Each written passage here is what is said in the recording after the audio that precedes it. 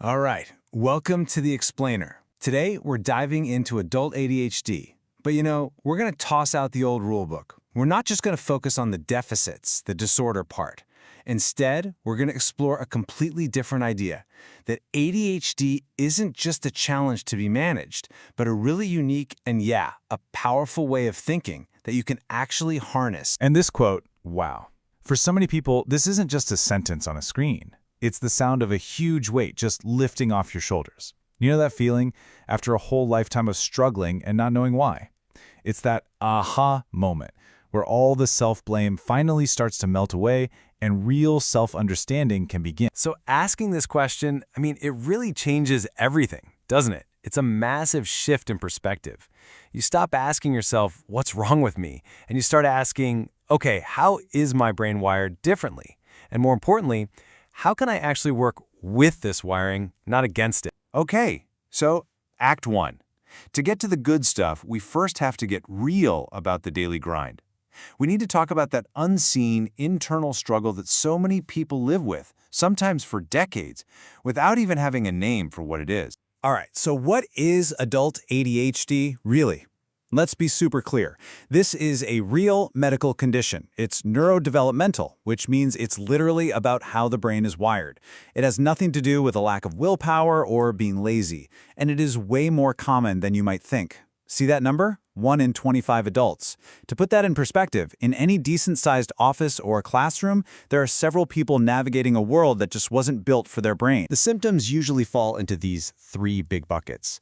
First, you've got inattention, which it's not just getting bored, it's a genuine struggle to lock your focus on tasks that aren't super stimulating. Then there's hyperactivity. Now, in adults, this usually isn't the bouncing off the walls stereotype. It's more of an internal restlessness, like a motor inside that's always running. And finally, impulsivity. This can show up as anything from interrupting people to making pretty big decisions on a whim. And this right here, this is absolutely crucial. Look, we all have ADHD moments. We all lose our keys, we all get distracted. The difference, the thing that makes it a clinical diagnosis, isn't what happens, it's the sheer intensity. It's a triple threat. How often it happens, the fact that it's always been there, and the huge real-world impact it has on, well, everything. Your work, your home life, your relationships. Okay, take a look at this cycle. Does this feel familiar?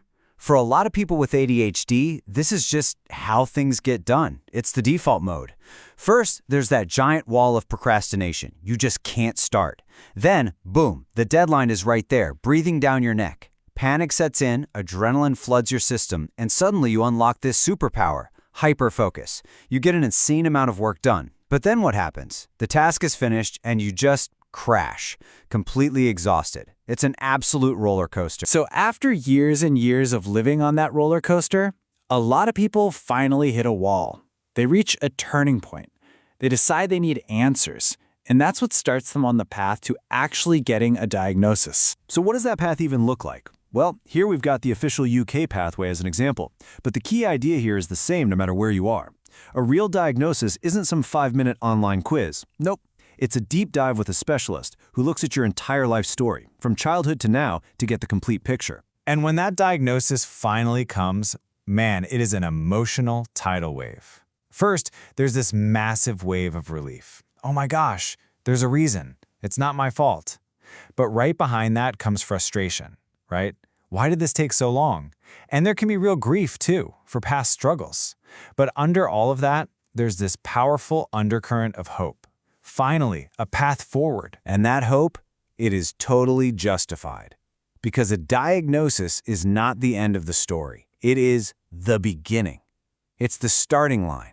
It's the moment you get to start building a brand new toolkit, one that's designed specifically for your brain. And this toolkit isn't just about coping. It's about actually flourishing. So, what's actually in this new toolkit? Well, there's no single magic bullet.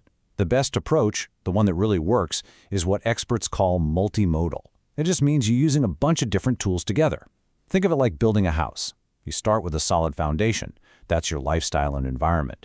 Then you build on that with other proven supports like medication, therapy, and a good support network. Each part makes the whole structure stronger. And when we talk about those tools, We have to talk about medication, because the impact can be, honestly, it can be staggering. Just look at that number, 70%.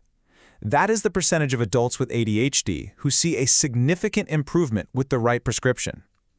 We're not talking about a tiny little tweak here. For many, it is completely life-altering. It's like finally getting the right software for your brain's hardware. But medication is just one tool in the box. The rest of the toolkit is packed. You've got psychological tools like CBT to help you unlearn all those negative thought patterns you've built up. You've got practical tools like an ADHD coach to help build real-world systems for getting organized. And, super important, there are structural supports, like programs that provide accommodations at work so you can actually play to your strengths. Here's a really cool way to visualize how this all works together. The spiral state concept. We've all been in the downward spiral, right? You're stressed, so you don't sleep well. Because you're tired, your focus is shot. Because you can't focus, you get more stressed. And on it goes. But here's the amazing part. It works just as powerfully in the other direction. A better routine leads to better focus. Better focus helps you get stuff done. That success builds positive momentum. That's the upward spiral, and you can actually choose to build it. And this is where things get really interesting. Technology can be a total game changer here. People like Sarah and Michael are using wearables, stuff like an Apple Watch or even an EEG headband, to get real-time feedback from their own bodies. They can literally see the warning signs of a downward spiral starting, maybe their sleep quality dips, and they can step in and do something about it before it gets out of control. It's like having your own personal dashboard to keep yourself in that positive upward spiral. Now, all of these tools and strategies, they are absolutely vital. But they are all designed to manage the challenges of ADHD. And that, well, that is only half the story. The other, more exciting half is about harnessing the incredible strengths that come with this unique wiring. And that brings us to our final act, harnessing your superpowers. This is where we make that big shift. We stop seeing ADHD as a deficit and start seeing it as a difference. And we move from just managing problems to actively using our superpowers. Check this out. This is that reframe in action. For basically every challenge we've talked about, there is a flip side, a powerful strength. So that distractibility that makes boring spreadsheets feel like torture, that's the same brain wiring that fuels creativity. That impulsivity that can cause trouble, in a crisis that's called being decisive and taking action when everyone else is frozen. And listen, these aren't just feel-good compliments. These are real, tangible assets. The ability to hyper-focus on a passion project allows for incredible feats of productivity.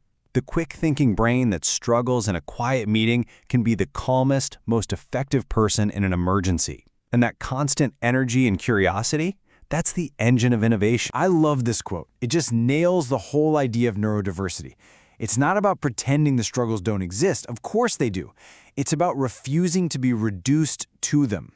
It's about embracing the whole picture, the challenge and the celebration. And so we're going to leave you with this question. Now that you have the framework, you understand the challenges, you know about the tools, and you've seen the superpowers, what are you going to build with your unique brain?